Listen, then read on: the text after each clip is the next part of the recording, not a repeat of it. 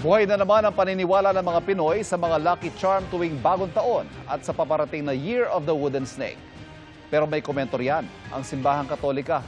Nakatutok si Katrina Son. Sa ilang Pinoy, gaya ni Gillette na mula pa Batangas, tradisyon na ang pagbili ng Lucky Charms tuwing sasalubungin ng bagong taon. Kaya heto't nasa Binondo siya. Nakaugalian na din po natin ang paniniwala ng ganyan sa mga pungsoy, pampaswerte tuwing lalo na't bagong taon. Year of the Wooden Snake ang 2025. Ano naman kaya ang Lucky Charm para rito? For 2025, ang iingatan natin ay yung health natin. Because the illness star nasa center of the house or center of the store or center ng ano. So, kailangan natin itong holo. Yes, or holy gourd. May gold bill at lucky snake coin na inilalagay sa wallet para mas magaan daw ang pasok ng pera. At syempre para naman sa mga naghahanap ng pag-ibig ngayong pagpasok ng bagong taon, may sagot dyan. Meron daw itong nine-tailed fox. Natutulong daw sa inyo na makahanap ng pag-ibig. Huwag din daw kalimutan maglagay ng prosperity basket sa mesa sa medianoche.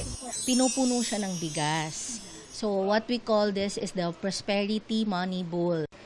So meron din kaming tinatawag na angpao na may snake na figure. We also have the turtle for longevity. Of course, the pinya para parating pumapasok ang swerte.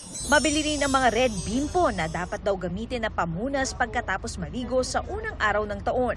Pantaboy malas din daw kasi ito.